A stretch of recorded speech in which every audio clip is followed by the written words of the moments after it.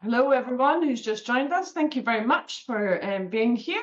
We will just wait a little bit longer and kick off. Good to see you all again. All right, so thank you for everyone who's joined us today. I know everyone is super busy.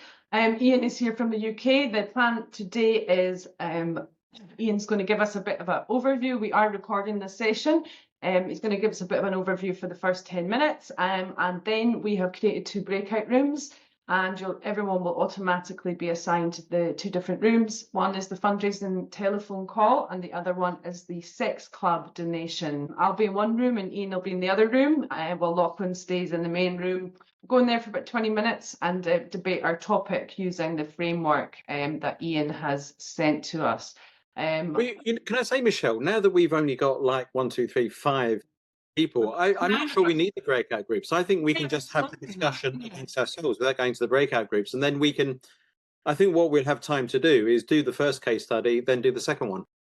Yeah, sure, that works for me. Yeah. Without going into the, I'm sure we can probably do that now. Yes, I agree, and yeah, no, it sounds like a great idea. All good with you, Lachlan? Sorry, Lachlan, because you spent all this time setting up the breakout rooms, didn't you? No, it's okay. We'll do the breakout rooms when another 50 people rock up. It was a good exercise doing the breakout rooms. All right, then, Ian, over to you. Okay, so give me a moment when I start sharing the screen, and hopefully you can all see my screen now, yeah?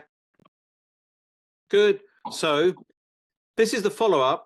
I'm going to go give you a brief 10-minute overview, because when I was speaking at the 2 Nest events in Melbourne and Auckland, we had such good conversations about all the theory. We didn't get time to the practical bits. So this is the follow-up to that, where we're going to talk about the 2 case studies I would have spoken about. You got some reading, which I sent, which Michelle sent through that I put for you, which goes through some of the, it carries a bit of a revision of some of the things that we looked at, and then introduced the decision-making framework. So I'm going to give you a brief recap of some of the things that we did discuss about at the Nest Fest events, and then take you through the framework, and then we'll introduce you to the ethical dilemmas. That should take 10 minutes, 12 at a push, if it runs over a bit.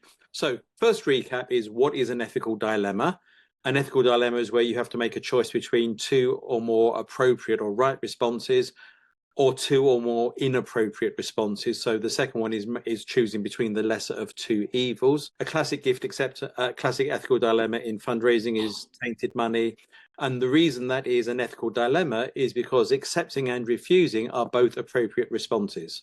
Neither is ruled out by any a priori reasons, unless it's ruled out because it is the proceeds of crime, or it's through money laundering or something. And that means that that's not a choice between the 2 right responses. That's a choice between right and wrong. So that's what's known as a moral temptation. And that's not an ethical dilemma. So you can't do the wrong thing, but an ethical dilemma is when you have to choose between 2 right things or 2 wrong things. In fundraising, ethical dilemmas always ultimately at some point include money, because fundraising is about raising money for charities. Fundraising ethics is therefore how to make the right decisions, the appropriate decisions about how you raise money for charities. And so the amount of money that you raise or choose to forego is always a relevant consideration, and you have to factor the money in. That doesn't mean that it's the deciding factor. It doesn't mean it always tips the balance, but you have to at least consider it. And the other thing to consider about, and this is going to come up in the case studies, is the difference between negative and positive duties. A negative duty is a duty not to do something that will cause harm or to prevent harm from happening. And these are what you get in codes of practice. You know, it says you will not use the donation for any purpose other than the donor intended. You will not put the donor under undue pressure, stuff like that. But a positive duty is a duty to do something that has beneficial consequences or lead to good. Fundraisers probably do have a lot of positive duties, but you don't often see them in codes of practice, so we don't think about them so much. And then the lenses of fundraising ethics that we spoke about how are we going to, what framework, what normative theory will help us to decide what's the right thing. We looked at 3. One was the idea that called trustism, that fundraising is ethical when it maintains and protects public trust in fundraising, and unethical where it doesn't. The other one was the idea of donor centrism, which is all about relationship fundraising, donor center best practice. Fundraising is ethical when you're meeting the needs of the donors and doing what the donor wants, and unethical when it doesn't. And provided this is raising sustainable income. But there is also this version that's based on the idea of a moral principle that you ought to do what is the right thing for the donor without factoring in the money. Even though I did say a couple of slides ago, you always have to factor in the money. And then the idea that Regari has introduced into this to bring beneficiaries into the decision-making process is that fundraisers have duties to donors and beneficiaries because both have rights. So what's ethical is getting that balance right. The duty of fundraisers to ask for support with any relevant right to the donors, so you get a mutually optimal outcome and neither significantly harmed. And it's unethical when you get that balance wrong. And the reason we need to do that, because there is this tension and need that balancing, is because in fundraising, ethical dilemmas often occur when there's conflict between what beneficiaries need fundraisers to do, which is to ask for money, and what the public often want fundraisers to do, ask for less at different times in different ways, or just don't ask at all. Now, this is the fundraising decision-making framework that we've devised at Regari and that Michelle circulated to you. I'm going to very briefly go through each of those steps.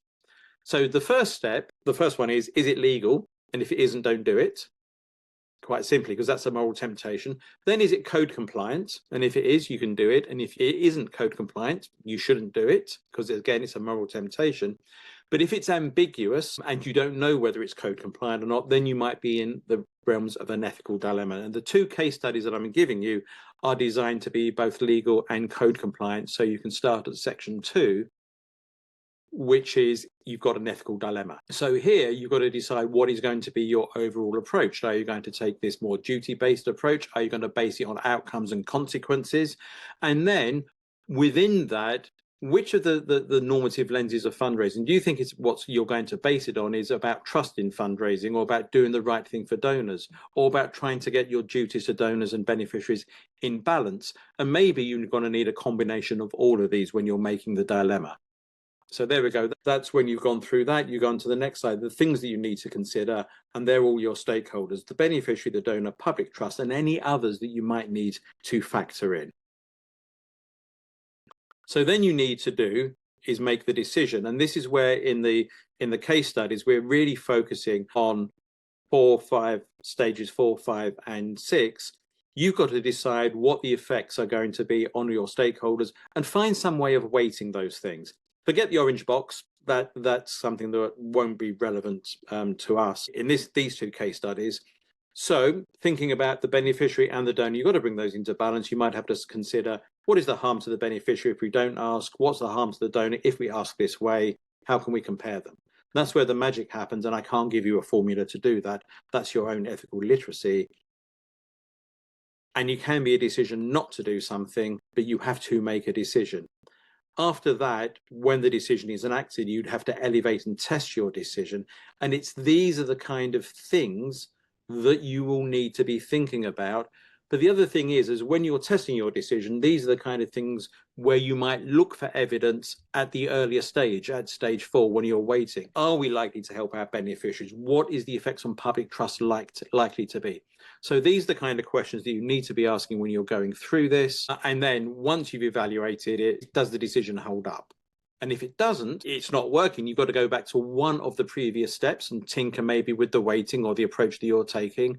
And if it's okay, you can go ahead, but you should always be monitoring it. And just because a decision is ethical at this point doesn't mean that in the future things won't change. And so something's changed and you have to go back and revise the decision.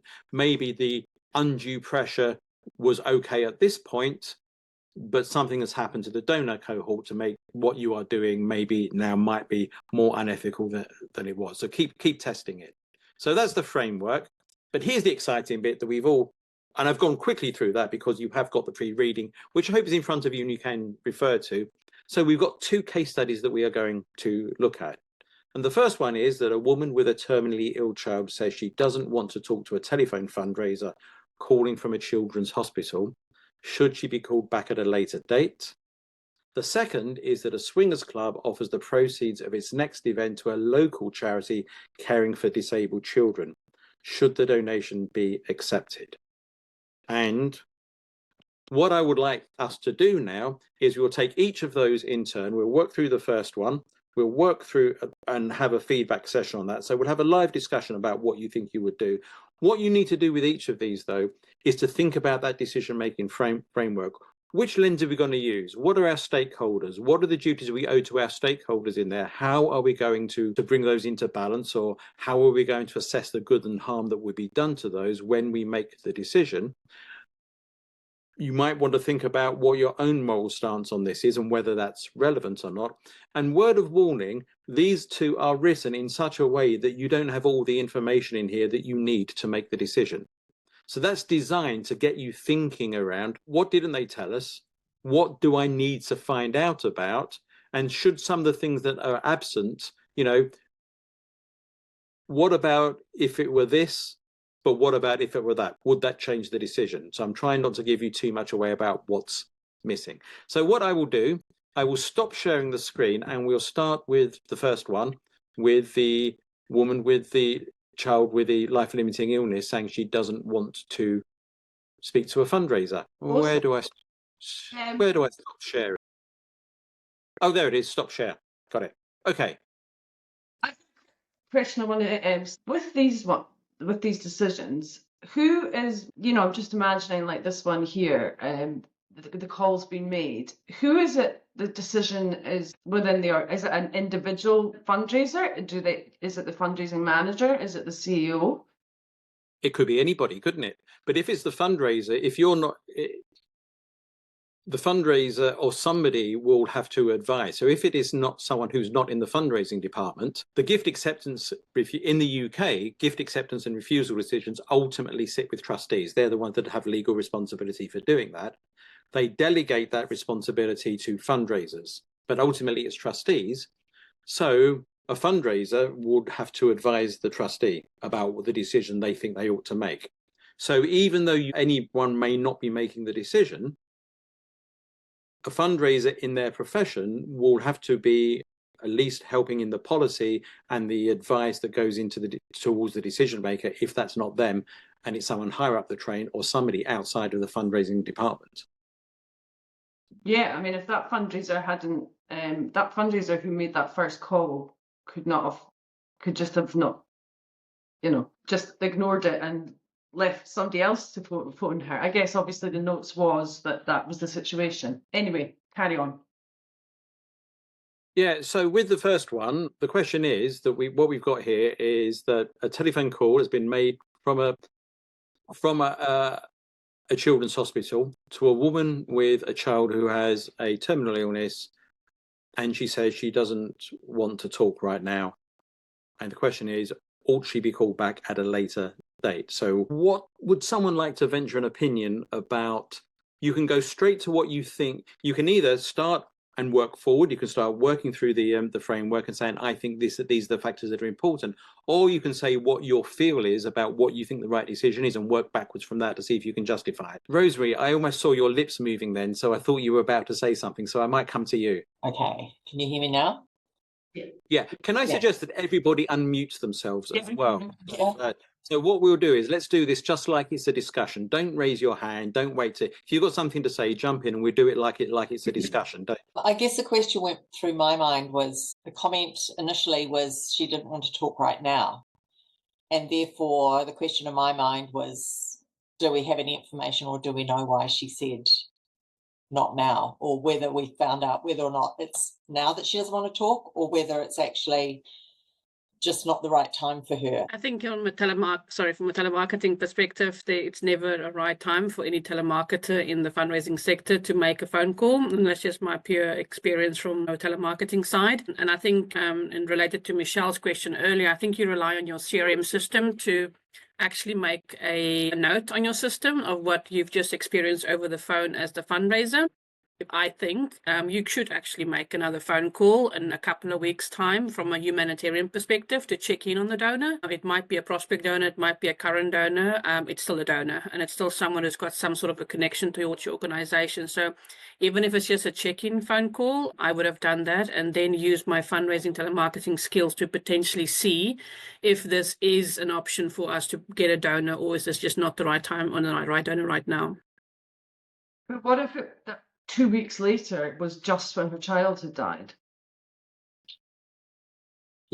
I I mean, I have just based on that information there, my initial instinct is we're approaching somebody whose focus is a terminally ill child, and that wouldn't be the right time to be asking for money.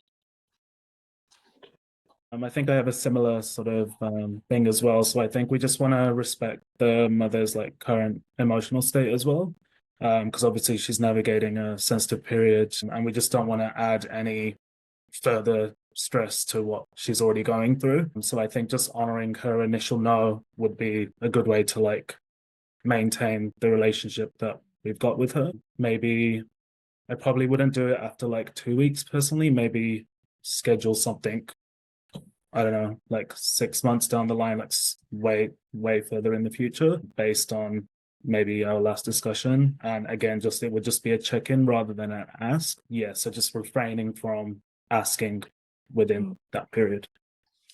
Yeah. I'm inclined to agree with that, but I also note that in the case study it says that we are calling from a children's hospital, and I think that we would have resources internally to perhaps connect this person to some, not bereavement support, but just support services in general, and then that way I think it's that relationship building piece that happens, and she may eventually possibly convert into a donor, but at this point what she doesn't need is a fundraising person connecting her. What she needs potentially now is some kind of support services around her, and offer that opportunity for her to connect in with the hospital in that way. And then as I said, later on that may or may not convert into a fundraising prospect. I think even in the form of like a letter or something like that, just so it's not so in your face. So it could just be a letter with some services and just expressing some support, I think. Does she, she says she doesn't want to talk. And for a minute there, I thought initially she said, call me back later. But she has said she doesn't want to talk. Does that mean that she ever, I could mean, I don't want to talk full stop. So why are we even considering calling her back later? There's also the fact that we don't know what the relationship is. If it's, for example, she's been a regular donor for the last 5 years, then that's an entirely different scenario. Then this is a cold acquisition call, and the first time she's ever heard from the children's hospital. Like, two totally different situations. So can I ask, what is the telephone used for as a fundraising tool in Australia and New Zealand? Would you use it for cold acquisition, or would it all be for, donor retention, stewardship, upgrade calls, things like that, cross-selling? So it's multiple things. Yeah, all of those things. Okay. So in the UK, telephone is almost exclusively used as a stewardship tool. It's rarely used for cold donor acquisition. There are some asks, there are some forms that do that, but it's not a cost-effective way for acquiring new donors in the UK. So this was a UK charity, and almost all telephone fundraising is used as a way to either upgrade or check in with people who are existing donors. Right. So this was already an existing donor, if we assume that that's the case. So this wasn't somebody who was just getting a call from us out of the blue. Yeah, and so the reason it doesn't say that, and the other says, it says calling from a telephone fundraiser, calling from a children's hospital. They were, but they were the agency working on their behalf. They weren't an in-house telephone fundraiser. It was the agency. But the bit that's missing there is to get you to think about, okay, so what is the relationship that's already there? So that's the bit that's missing from the case study on here. Yeah, like if they have a good relationship with her, then surely they would know that she had a terminally ill child, or would they? Maybe that's why she's connected to the hospital, because her child has been sick, but now the child's terminal. Yes, and perhaps she's been a donor without having had a child sick previously as well. So potentially she may be a good and loyal donor who really believes in the organisation and then has the unfortunate circumstances of having to use the service. But would you expect that a tele fundraiser, if it was being used as a stewardship tool, would have had that information? Ian? Possibly not.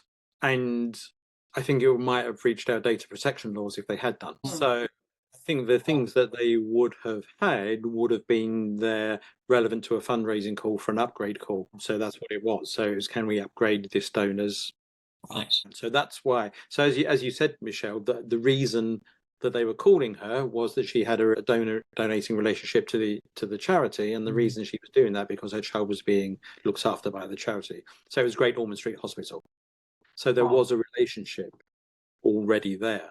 So think about what can I say, and you have. I mean, I think Nadia touched on this, and forgive me now, it may have been you, Victoria, or it may have been someone else who said that, but you were talking about checking in on her. So think about the duties that you have.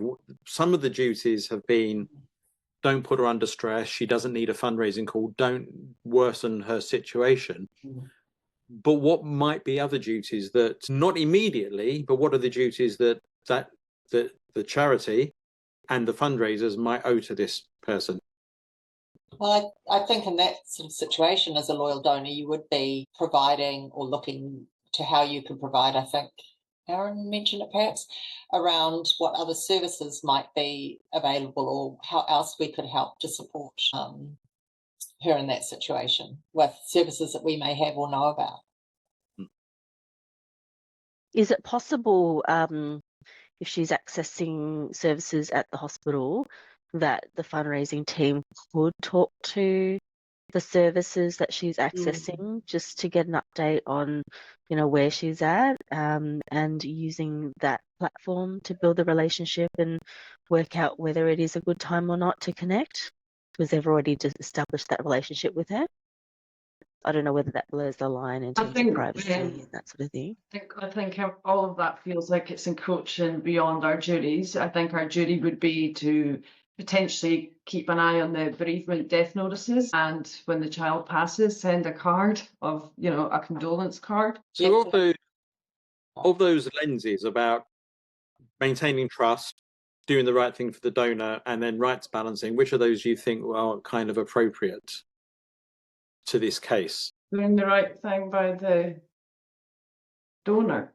But if they're a beneficiary too. I think So that what do you think? Do you think, if we go to that, do you think she should be, and bear in mind this specifically says, should she be called back at a later date? So should she be telephoned at a later date? so the question is, should she be called back with a fundraising request, or should she be called back at all? Call back.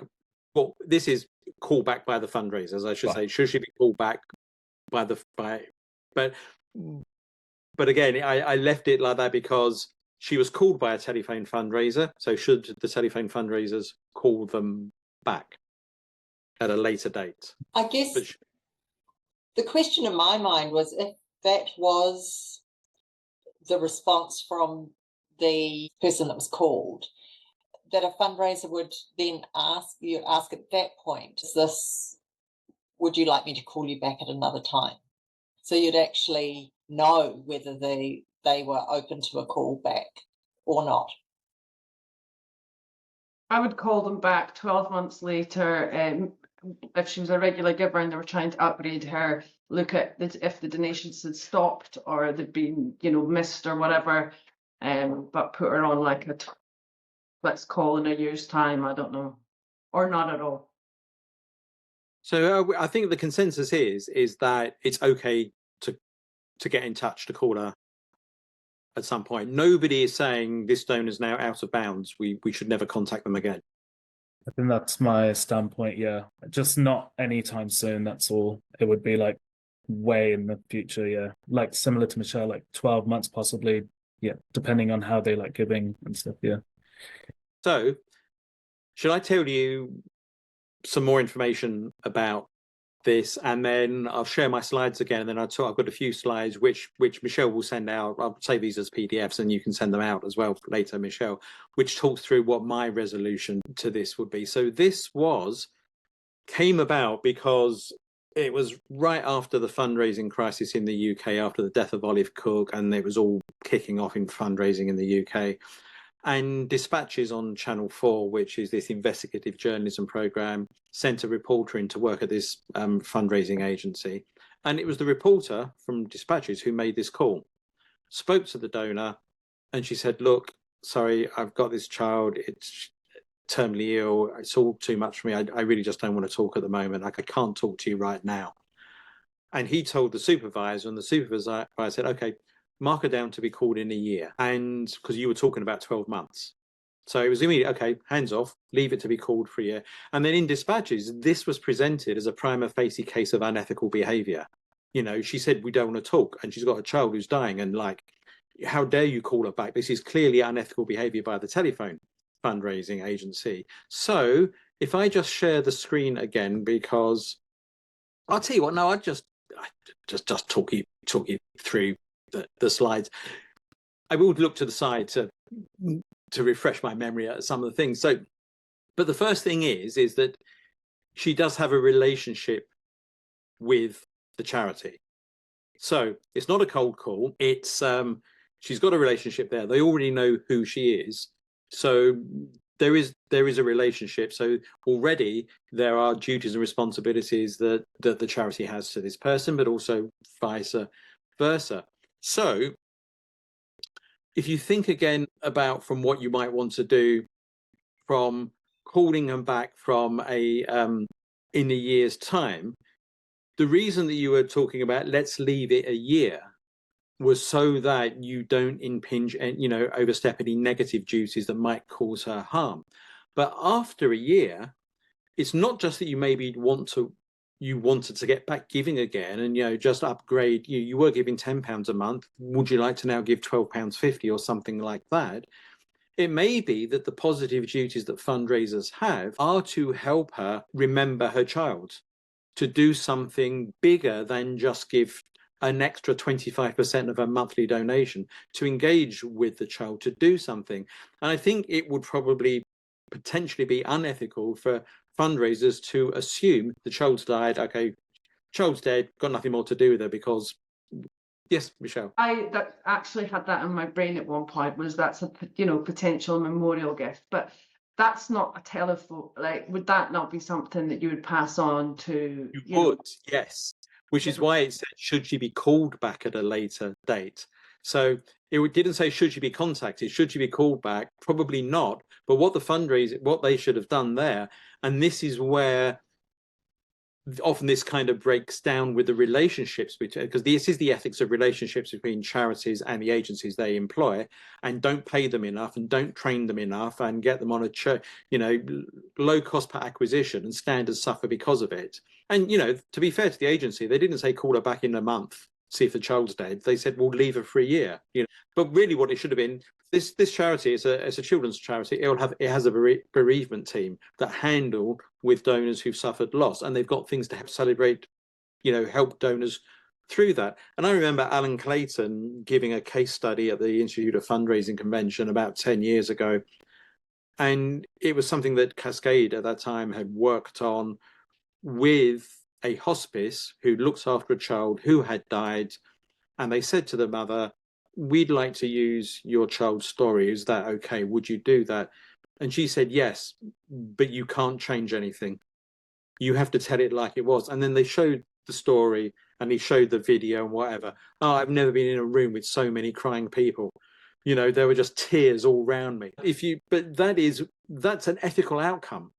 An ethical outcome is, what are our positive duties to help this donor? Whereas when we get a case study like this, we quite often get into the mindset, what ought we not do? What shouldn't we do? Rather than what can we do? So there is the trustis perspective here. You need to think about from that perspective, you know, if we did contact her, how would she receive that? How would she feel about that? And if she got angry, could we get negative media publicity out of it? Is there a risk of doing that? But probably, if it's sensitively handled by the bereavement team who know what they're doing, the risk of that is minimal. So it probably shouldn't happen. And also, you know, from the rights balancing perspective, is sort of thinking about what are our duties to this person. Like I said, you've got the positive duty, so it's treat her with respect, treat her with sensitivity. But I think, as I said, not to make assumptions that she would not want to continue in a fundraising relationship.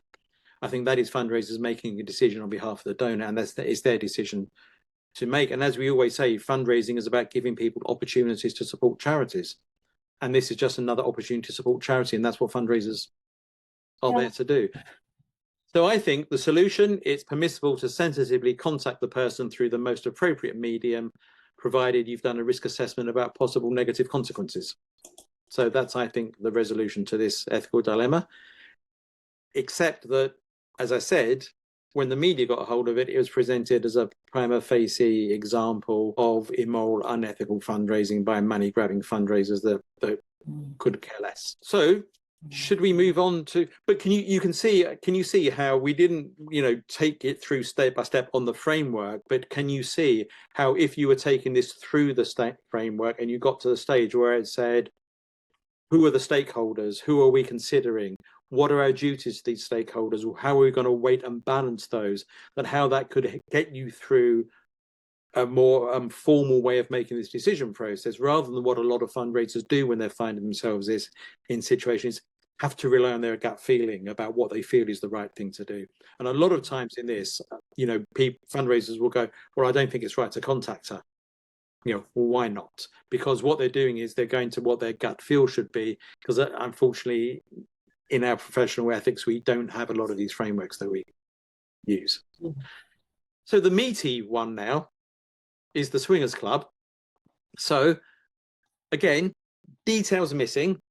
A Swingers Club offers the proceeds of its next event to a local charity caring for disabled children, should the donation be accepted. A key piece of information is missing from the way this has been written. I really hope you all know what swingers are. You should have looked it up before you came. So I can't talk. I've got the termite man tapping the walls in the room here. I'll be 2 seconds. Is anyone leading towards a gut feel from accept or reject? I would like to find out what the event is. I mean, it doesn't say what the event is. I mean, I can imagine what it might be. But... Well, if you're imagining what it is, that's probably what it is. Right. Okay. Yeah, they weren't doing a whisk drive. Wasn't there a swingers club? It wasn't, you know, it wasn't like normally they have sex parties, but today we're having a cake bake. We want to send our proceeds to you. They were sending the proceeds of their fortnightly Friday night activities. I think my sort of outcome is probably like a no. It's probably the safer choice to like decline it. Just to sort of Why like, would that be? I guess just to like maintain sort of donor like relationships and just the brand of the charity as well, because it could be under scrutiny. And I don't think it's I guess like liberally thinking, like for me, I'm like, okay, it's legal, it's fine, but at the same time, it's sorry, just remind me, it's what was the disabled children's charity. So if we think, where is the link there to like a sex and children's charity, like a charity? So I think overall, like it's no, I think for me. Okay, so I'll just leave you to, I won't hide it now. I just want you to discuss amongst yourselves for a bit. They should absolutely accept the money. I guess my problem is, why does anyone need to know it was a swingers club that gave money? But also, I tend to agree, it's not like selling beer perhaps for a children's charity, or, you know, somewhere alcohol, or they're not wanting that association. But I tend to think it's a kind of a moral judgment that we're making around the activity. If it's not illegal. If they're not publicly advertising the event with the children's charity, if they're genuinely saying, we're going to have an event and we'd like to give you the money, one, I don't know why they're telling them that they're going to, and they wouldn't just do the event and give them the money. So that might suggest that they're going to publicize it. I don't know. If they're publicizing it, then that might be a problem. Yeah. I don't know. Sorry, you go. Sorry, Aaron. I was just wondering whether, you know, it's we do say yes, but we just stipulate that it's not, that it'll be an anonymous gift, like a donation potentially. Because as you said, it's not illegal activity, but yeah, if they're expecting us to promote and, mention their gift, maybe not, but if it's an anonymous gift, then maybe. So can I ask, why do you want it? What is it that make about it being anonymous that would mean that you would lean more to accepting it than if it were known about? There's just not that connection. Like the public, I guess, wouldn't know, where it came from. And I guess it's just that perception that community have. Like for us, we might not see it as a problem, but it's the perception that, community have around that sort of activity. I think my So, sorry. no, carry on. You, talk, not me. I'll be talking later. I guess my mind was just going a little bit deeper into. Okay, so like let's just say the sex club was, I don't know, this is involved in, I don't know, like human trafficking, let's just say, and that was publicized, and then they had to like go through their books on like where money's been going in and out, and then this is a swingers club. These are normal people in the evening getting together for group sex. There's human trafficking like that involved in it. Or just, I don't know, like if something were to come out in the media about the sex club and then it was found, like, for example, I work for, the University of Auckland. And so if it was to show that like the University of Auckland had like accepted a donation from this sex club that had been in the media for the wrong reasons, then I feel like the university would have been under scrutiny for that. So I think, again, just a safer would be to not. So if you think about on the framework, that is the trustless lens. Yeah. So you're doing something that's sounds like you're saying that one of the reasons why you might want to turn this down might be reputational harm or reputational risk. Right. Yeah.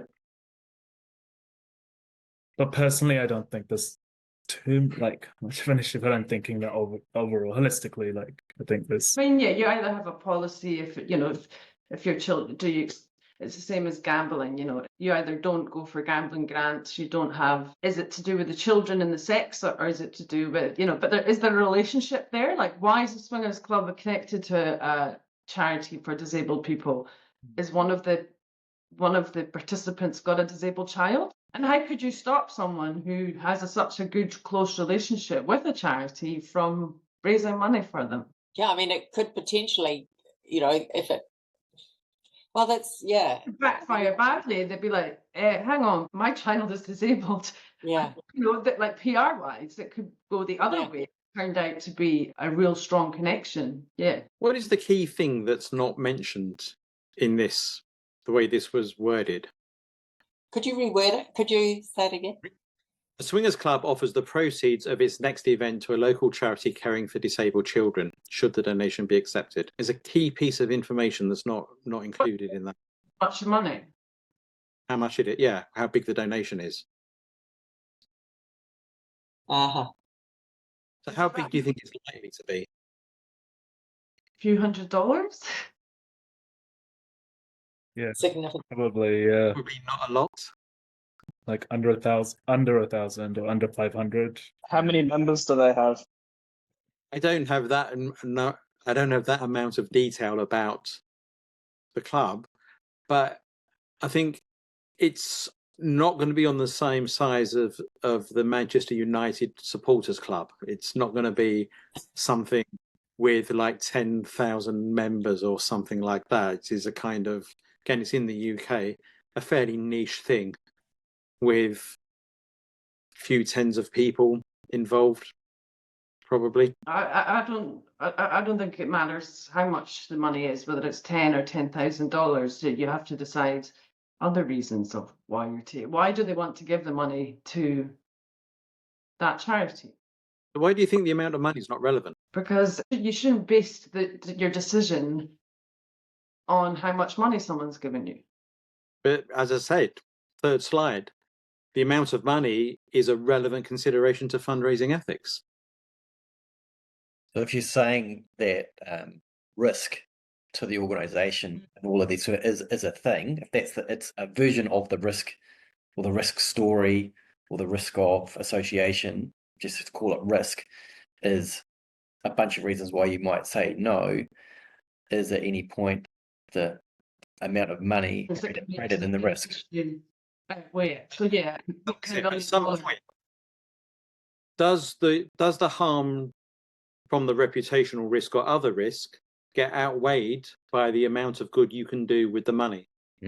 So one of the other case studies I present is a case study of a disabled charity, which was offered a partnership with a tobacco company. There was no conflict with the cause, so it wasn't like tobacco led to this disability, and they accepted it. It was a $2 million partnership.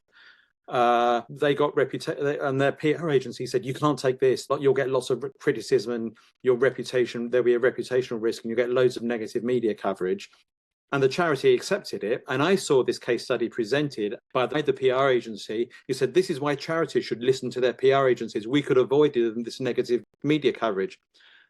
But the objective of charities is not to avoid negative media coverage, help the lives of their beneficiaries. And the decision that this charity, it was Leonard Cheshire, made was, we will get stick in the media, but we can ride it out, and the amount of money that we get and to the good we can do is worth it. Now, you could argue that from different ethical perspectives, no, you should never partner with a tobacco company. You shouldn't have done that anyway. It's not, because the thing about ethics is there isn't a single right answer. There are answers that you can well or less well justify to critics, the people who say you behaved unethically. And so they made an ethical consideration that the good they can do outweighed the risk, outweighed the harm that came from the risk. With this, and the other thing there, okay, so this is a local charity. So how big do you think the charity is? They're quite small. Small. Yeah. Small. So the connection here is that this is a very, very small charity working with a small group of beneficiaries in a small town where the Swingers Club is based, and the fundraiser there, who was a volunteer fundraiser, was a well-known local person. She was in the local paper a lot because of all the work she was doing. So they knew about it.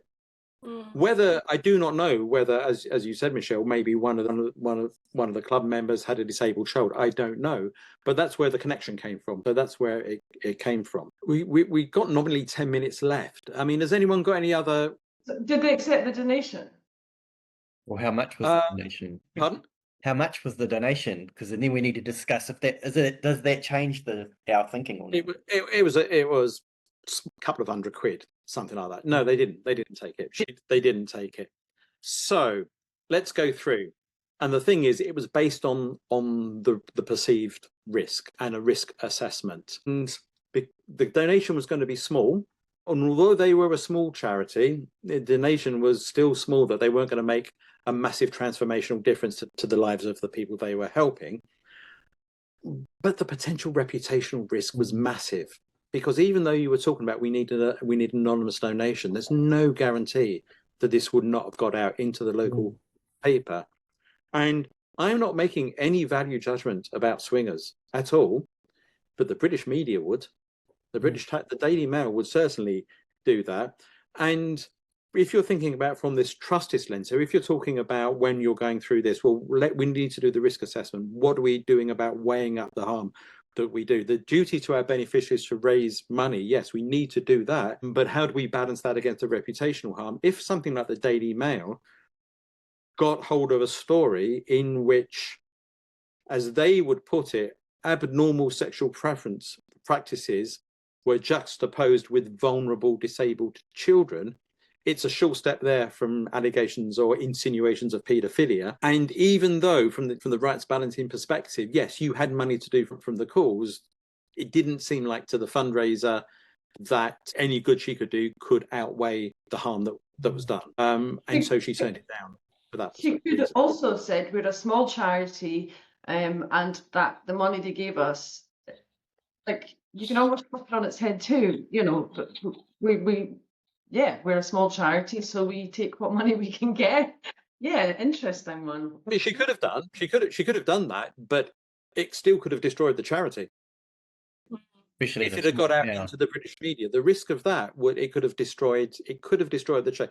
For the sake of even if we say it was a generous £500, if it was that, they could have done some nice days out for the kids or something. It was children with Down syndrome. They could have done something, but they weren't going to transform their lives. They weren't going to transform the charity with that amount of money. Now, here's a question. Suppose instead of £500, it was going to be 500,000. Should they then take them? About 20 years ago, about 20 years ago in the Australian context, there was a situation where the Salvation Army was actually offered $5 million over 5 years by Tats Lotto, which is, runs Lotto and has a hand in, gambling, pokies machines. The Salvation Army actually chose to not accept the donation, which is a very sizable amount of 5 million, because they didn't want to be associated with supporting gambling and gambling addictions. Yeah, particularly as that, pokies were becoming more and more prevalent in Australian communities at the time. So I guess it's twofold. It's the money can kind of sway you either way, whether it's a sizable thing. It can actually be a bit of an awareness raising opportunity for the charity as well. But yeah, obviously you're saying no to a big amount of money. So yeah, and the Salvation Army is not short of a few bob, I would imagine. Yes. So, some charities can say no to $5 million more easily than others can. And that's not to say that they, I'm not saying they've got the luxury of doing that. If you want to, and it's a very noble point to say, because I'm sure the Salvation Army deal with people that are the victims of gambling addictions. There's the kind of charity that do that. So that's a perfectly ethical stance to take. And they would say, we've done it for these reasons, and it would hold up. They might also say that if we accepted the money, we would be acting ethically inconsistently. But for this charity here, for a small charity like that, 500,000, £500,000 could be completely transformational to that charity. Your head may well be turned from something like that. And bear in mind, what we've said here, nothing's illegal about this. It's about what you said, Aaron. There's no human trafficking involved here. These are people engaged in recreational sex at the weekends who are doing that. So the only reputational risk here is for people that morally don't approve of this, getting on their high horses and trying to, through the media or through social media, cause reputational harm. And so at that point, the decision-making process for something like that, could be so. The solution could be that you'd accept it after doing a risk assessment and say, can we ride out any storm, that you would do that. Just got 5 minutes left. My only point Okay, here, so quick. can I just ask one thing, Ian, with that? You very strongly said that the reputational risk, it would have potentially destroyed that charity. I don't understand why Could have done. Why the 500 versus 500,000 still wouldn't have destroyed the charity, because they'd have spent all the money on PR. No, because if everyone stopped giving to it, who did give to it, they'd be bankrupt. If people said, well, I can't give to that charity, if you had a small number of donors, but if they got £500,000 in the bank, they can lose a few donors. They've suddenly got the luxury of doing more things and riding from a position of strength. But very quickly, a few other things that are worth considering on this, which I'll run through quickly, is that I presented this before when I've done this, and when I said about the 500, and someone said, like, okay, well, that's ridiculous. If it was unethical to accept it, and they didn't, how can it suddenly become more ethical just because more money's involved? And it's because I said that money is an ethical consideration of what we do. Fundraisers raise money for charities, so the outcome of raising money is an ethical outcome. So you always have to factor in the size of the donation and the good you can do with it, and the good you don't do if it's foregone. It doesn't mean that you always tip the balance, but you have to factor it in. And just because you're doing something because it's more money, that doesn't ipso facto by definition mean it's unethical because it's money, because what we do is raise money, and that in itself is an ethical outcome. And if you actually were turning it down for the wrong reasons, because you have a personal moral disapproval of that kind of thing, that is something that could be unethical, because then you're confusing and conflating professional ethics with your personal values and ethics. And those two don't necessarily always align, but also it can go the other way. Done this where fundraisers who've said, oh, absolutely accept it, you know, I'm liberal, I'm sex positive, of course you should do this, there's nothing wrong with it. And they've gone straight for, yeah, we have to accept this because it's not illegal and it's people, you know, with sexual freedom, their own freedom of expression, but they haven't considered the potential harm that could happen if they went ahead. And so your moral convictions can cause harm by turning down gifts you should have accepted because of your moral convictions. But they could also cause harm by accepting gifts you should have rejected because of your personal moral convictions. And there's another thing that you might cause harm here, is that when I presented this in this case study in New Orleans at an AFPI conference a few years ago, somebody there said, okay, our charity is based in New Orleans, our service users here, you know, we'd accept the money if all we were doing is based in New Orleans, but we've got a lot of service users and clients out in the sticks, out in Louisiana, and they're God-fearing people. And if we'd accepted money from this source, they would stop using our services. So there's always one of the harms that has to be considered in something like this is the harm that could result into beneficiaries. Would they stop using the service? It's not just, is there a harm that we can't provide services because we don't have the money we could have accepted? It's, if we take it from this source, might we be causing harm if they are less likely to engage and use our services? So they are the things that need to be factored in. But it's the things that you can do as you're working through the framework, and it comes to who are our stakeholders, beneficiaries. What do we have to consider? So that checklist, is harm caused to them? Is good done? What are our duties to our donors? And one of the things that I do say is that if you justified your decision to your donors, to your stakeholders, what would they say? If you went to a donor and said, we are rejecting this donation from another donor, how would they respond? If they responded, you must be bloody joking. Why would you do that? It's all this money. We're going to still give. Then maybe you should take it. But if you were going to turn it down and you spoke to your beneficiaries about why you were turning it down, could you justify that to them as well? And after all, they are the stakeholders' voice is probably most relevant and most important. Final point on this, it's about moral values. And very quickly, is that because this is something about, deliberately about, recreational sex, it's some things that people will just morally not agree to. Not because your charity does. I mean, a faith-based charity will probably have a policy. We wouldn't take that money because it's contrary to our values and our faith. But if it's contrary to your personal values, again, you're in this deontological, duty-based dilemma. What should you do if your personal values conflict with the charity's values? And that's not an easy dilemma to get out of, to find your way out of. Might have to end up with you moving charities to one that better aligns with your values. Ian, thank you so much. And I'm sure the people who weren't able to attend will very much enjoy the recording, which we'll share with them after this. I just got one question to wrap up here. Gift acceptance policies might be the first place that people would want to default to. And for organisations that don't have a gift acceptance policy, would this framework be a good strategy day to have with the CEO write down the whole team and say, okay, can we use this to try and unpick our core gift acceptance guidelines? It would, but what would be even better is the paper that Regari published only last week from with the Chartered Institute of Fundraising on the gift acceptance and refusal. Because if I may say very quickly, we tend to rely too much on the gift acceptance policy to make the decision for us. And it's only a checklist, it's only guidelines. A policy cannot make a decision. Only a fundraiser, ethically literate, can make the decision. And you can go against what the policy says.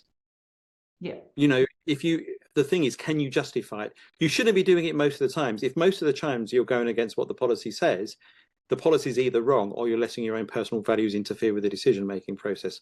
But there will be times when it goes reject, reject, reject, and you go, no, accept, because of reasons the policy doesn't cover. There are extenuating reasons to do this. And if you can justify it, it should be ethical and withstand any moral criticism. Wonderful. I would say that would be the thing to do, and I'm more than happy to come back and take and go through some of our latest thinking. We'll share that press release on the gift acceptance for sure. Thank you, Ian. Thank you, everyone who came today. Thanks for having me back. Yes, and yeah, nearly the end of the year, everyone. We've got a big announcement coming out later today about NestFest 2025, the dates, and our first international speaker. You guys all know because you're in the alumni group. Yes. Thank you, everyone, and we will see you next time. Thanks for coming. Thank you. Cheerio. Yeah. Bye, everyone. Bye. So that all very, very well, didn't it? Yeah, they run Leave like it. clockwork.